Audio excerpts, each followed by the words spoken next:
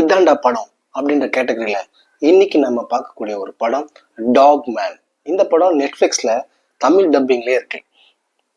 இந்த படத்தோட கதை என்னன்னா, ஒரு சின்ன பையன், அவங்க அப்பா, அம்மா, அண்ணன் எல்லாருமே வந்து ரொம்ப கடுமையா உழைக்கிறவங்க. அட் த சேம் டைம் அவங்க தீவிர கிறிஸ்டியானிட்டியை ஃபாலோ பண்றவங்க.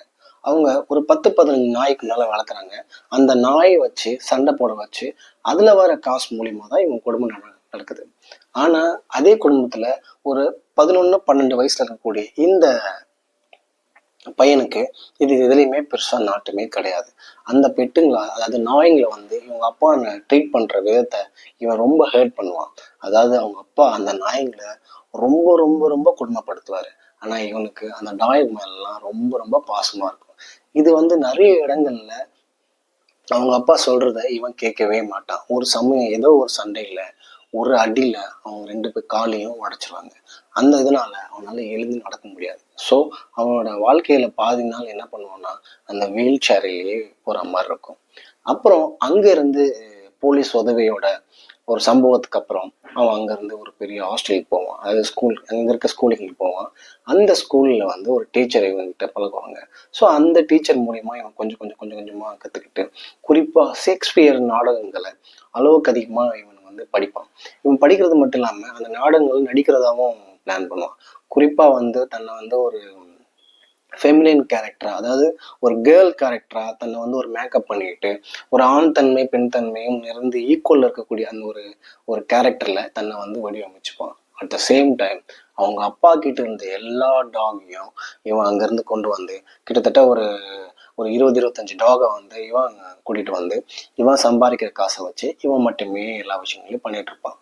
ஒரு கட்டத்துக்கு மேல அந்த டாகையும் பார்த்துக்க முடியாம இவனோட அந்த ஸ்டேஜ் பிளே, அதாவது நாடகங்களையும் நடிக்க முடியாம ஒரு எக்கனாமிக் ப்ராப்ளம் வரும். ஸோ அந்த எக்கனாமிக் ப்ராப்ளத்தை இவன் சால்வ் பண்ண ஒரு முடிவு எடுப்பான். ஸோ அந்த முடிவு என்ன ஆகும் அப்படின்னா, இவனோட லைஃபுக்கும் இவன் வளர்க்குற ஒரு 20-25 நாய்க்கும் பெரிய ஆபத்தாக வந்து நிற்கும். ஒரு வீல் சேர்லயே உட்கார்ந்துருக்க இவனுக்கும் ஒரு 20-25 டாகுக்கும், அதாவது இவனை மட்டுமே நம்பி இருக்க டாகுக்கும் பெரிய கேங் வார் நடக்கும். அதாவது இவனை எதிர்க்கிற ஒரு ஆள் வந்து பெரிய கேங்ஸ்டர். இவன் ஒரு ஆக்சுவலி இவன் வந்து ஒரு மாற்றுத்திறனாளி, ஒரு ஹேண்டிகேப்டு.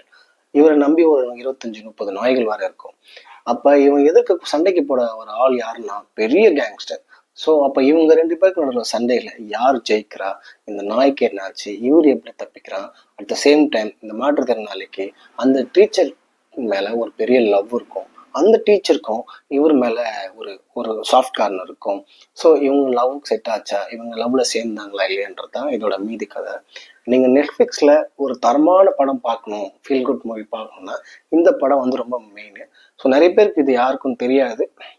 இதுவும் அந்த ஹிடன் ஜெம் கேட்டகரி மூவி தான் டாக் மேன். இந்த படம் வந்து தமிழ் டப்லேயே இருக்கு. சூப்பரா தமிழ்ல டப் பண்ணியிருப்பாங்க.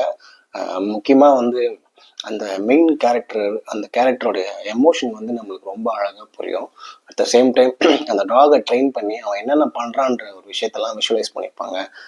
கிளைமேக்ஸ்லாம் வந்து ரொம்ப ஒரு இறுக்கமான ஒரு ஒரு எண்டிங்காக இருக்கும். ஸோ டாக் மேன் வந்து நெட்ஃப்ளிக்ஸில் நிறைய பேர் பார்த்துருக்க மாட்டீங்க. ரொம்ப முக்கியமான படம். நீங்கள் ஒரு ஃபீல் குட் படம் பார்க்கணும் அப்படின்னா என்னோட சஜஷன் டாக் மேன். இன்னொரு படத்தின் மூலியமா சந்திக்கலாம்.